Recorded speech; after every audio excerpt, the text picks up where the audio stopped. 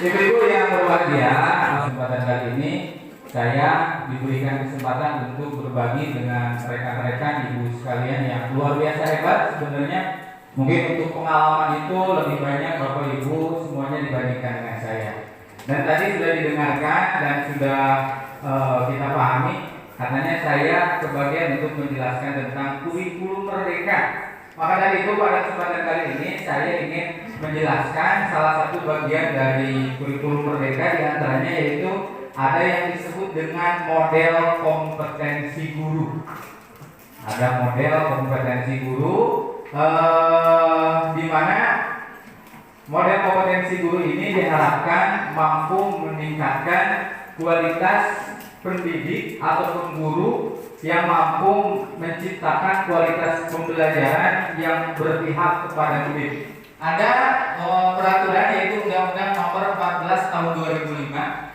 Kalau yang kuliahnya mungkin tahun generasi Z lah, mungkin familiar dengan aturan ini. Nah, kompetensi guru dalam model kompetensi guru itu yang pertama ada kualitas guru.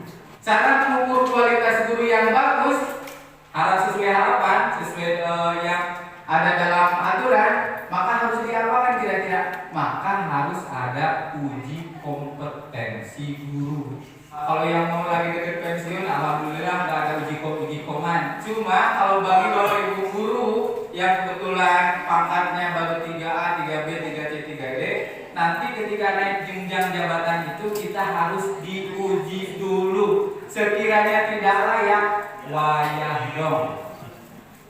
Maka kita tidak bisa naik jenjang seperti itu. Maka dari itu, Bapak Ibu guru sekalian, marilah kita tingkatkan kepribadian kita, sosial kita, dan juga kemampuan mengajar kita kepada anak, dan juga kemampuan kita dalam memahami pembelajaran. Harapannya apa? Kita mampu menjadi guru yang profesional. Nah, model kompetensi guru itu apa? Yaitu representasi dari kompetensi guru yang terintegrasi. Tadi kan kompetensi guru itu ada apa ya Bapak Ibu? Pedagogi, kepribadian, sosial, dan profesional. Yang selanjutnya, ini Bapak Ibu sekalian, mengenai kompetensi, ada pengertiannya di Undang-Undang Guru dan Dosen tadi, yaitu seperangkat pengetahuan, keterampilan, dan perilaku yang harus dimiliki, dihayati, dikuasai oleh guru dan dosen dalam melaksanakan tugas keprofesionalan. Itu kompetensinya. Dan untuk yang selanjutnya dalam model kompetensi guru itu ada level kompetensi yang dimiliki oleh guru itu. Kurang lebih ada 5 kompetensi. Yang pertama, kompetensi pedagogik misalkan. Indikator kompetensinya apa? Lingkungan pembelajaran yang aman dan nyaman bagi peserta didik. Subindikator kompetensinya apa? Pengelolaan perilaku peserta didik yang sulit, dan pengelolaan kelas untuk mencapai pembelajaran yang berpusat pada peserta didik. Kemudian rasa aman dan nyaman peserta didik dalam proses pembelajaran. Ini salah satu dari indikator dan subindikator dari potensi pedagogi. Yang selanjutnya ini yang kepribadian, salah satu contohnya Bapak Ibu. Untuk indikatornya itu adalah kematangan moral, emosi, spiritual untuk berperilaku sesuai dengan kode etik guru. Untuk yang selanjutnya kompetensi indikator dan subindikator untuk kompetensi profesional.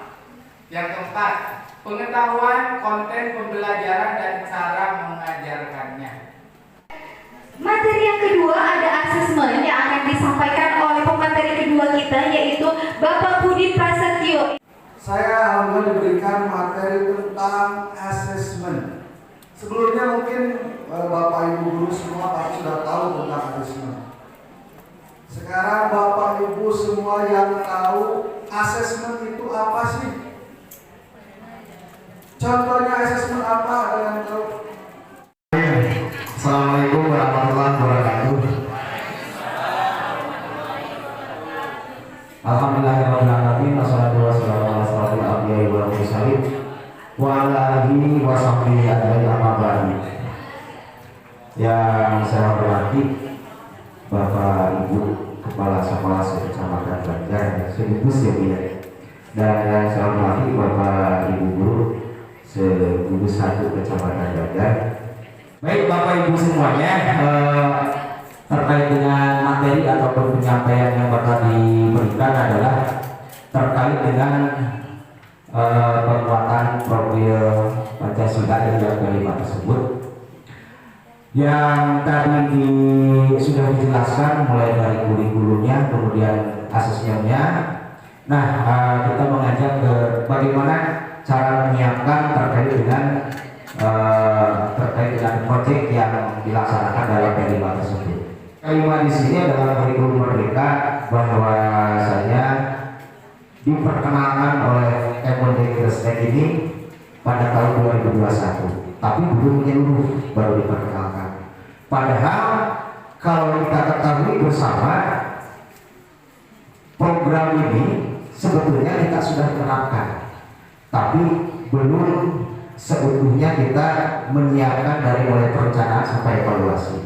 Kait dengan P5 di sini posisinya sebagai kodrat saja, sebagai manusia itu kita mempunyai yang namanya akal, kita punya rasa, dan kita punya rasa. Kalau tidak diarahkan, nah ini berkelok-kelok anak-anak. Apalagi zaman IT sekarang banyak beralihnya ke digital, main handphone anak-anak, termasuk main game dan segala macam. Assalamualaikum warahmatullahi wabarakatuh. Baik, selamat siang Bapak Ibu Guru hebat semuanya. Apa kabar? Alhamdulillah. Baik Bapak Ibu, di sini saya bukan mau mengajari ya, bukan istilahnya gurui gitu, tapi di sini saya bertugas untuk menyampaikan diseminasi dari hasil KKD kota. Saya bertugas untuk menyampaikan mengenai materi memahami dan menguatkan literasi yang tentunya pastinya sudah dilaksanakan oleh semua satuan pendidikan. Baiklah, kita mulai. Literasi ini kita mulai dasar pemikirannya, kenapa kita jadi sesuatu yang harus kita perhatikan, yaitu yang pertama, bahwa di satuan pendidikan belum melaksanakan program literasi yang berdampak pada peningkatan kompetensi peserta didik secara signifikan. Yang kedua, bahwa program literasi sekolah yang tidak tepat sasaran sering berawal dari kesalahpahaman ya, tentang literasi. Dan yang ketiga, dengan semangat kurikulum merdeka yang memberikan ruang lebih leluasa bagi satuan pendidikan, diharapkan dapat menata ulang pemahamannya tentang literasi. Hal ini bertujuan agar mereka dapat menciptakan lingkungan belajar dan merancang pembelajaran serta asesmen untuk meningkatkan kecakapan literasi peserta didik. Nah, di sini ada pernyataan yang pertama, literasi tidak hanya baca dan tulis. Mohon berkenan untuk menyampaikan pendapatnya. Ini saya ada beberapa miskonsepsi mengenai literasi ya Bapak Ibu. Mari kita diskusi sebentar saja. Boleh perwakilan dari SD 1 Banjar? Siapa yang mau menyampaikan pendapatnya? Apakah tepat atau tidak tepat pernyataan literasi tidak hanya baca tulis? Assalamualaikum warahmatullahi wabarakatuh. Ya, untuk pernyataan satu, literasi tidak hanya baca tulis. Kalau menurut saya itu sangat betul ya, betul sekali, karena literasi di sini bagaimana kita melihat sesuatu, gitu ya, suatu keadaan, menganalisis keadaan tersebut, dan mencari solusi atas permasalahan yang terjadi di lingkungan gitu. Jadi seperti itulah. Jadi tidak hanya baca tulis saja, tetapi kita juga lebih ke kemampuan bagaimana kita menganalisis suatu keadaan, suatu permasalahan, sehingga kita bisa mencari solusi atas permasalahan tersebut. Sebagaimana kita ketahui bersama, ada 6 strategi dukungan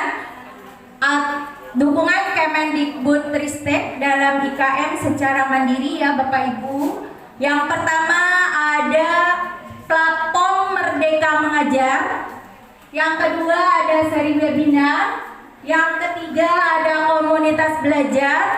Yang keempat ada guru dan kepala sekolah belajar praktik baik. melalui narasumber, yang kelima helpdesk, dan yang terakhir adalah mitra pembangunan. Dari keenam strategi ini ya Bapak Ibu, ini sudah dianjurkan oleh pemerintah untuk pelaksanaan IKM di seluruh Indonesia. Nah Bapak Ibu, ini adalah merupakan gambaran penggunaan PMM di Jawa Barat ya.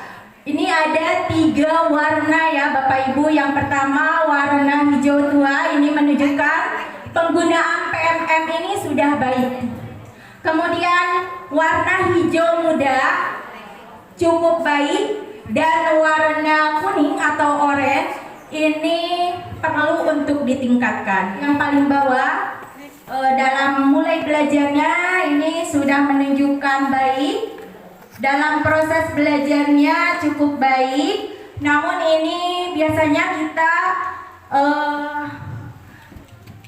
ada tantangan di aksi nyata ya Bapak Ibu. Ini masih perlu untuk ditingkatkan, dan untuk menggunakan asesmen dan menggunakan perangkat ajar juga ini perlu untuk ditingkatkan. Yang baru mengenal word wall, sama seperti saya yang baru mengenal kemarin, inilah word wall. Apa itu word wall? Word wall adalah game edukasi yang berbasis web. Jadi bukan aplikasi yang bisa di-download di Play Store seperti itu ya. Ini masih berbasis web. Jadi kalau mau menggunakan game word wall berarti kita harus masuk dulu ke search engine atau ke Google gitu. Kemudian word wall itu digunakan untuk membuat game berbasis kuis atau kuis berbasis game, boleh dibalik, yang menyenangkan tentunya untuk anak-anak karena ini berbasis digital. Untuk anak-anak generasi sekarang yang sangat familiar dengan digital tentu ini akan menyenangkan. Kemudian pada word wall kita bisa membuat berbagai jenis game edukasi dengan tema yang bermacam-macam, mulai dari quiz, match up, find the match, dan lainnya. Kemudian game ini bisa dilakukan secara interaktif ataupun di print. Tapi untuk yang gratis hanya bisa dilakukan secara interaktif. Jika ingin di print itu harus berbayar.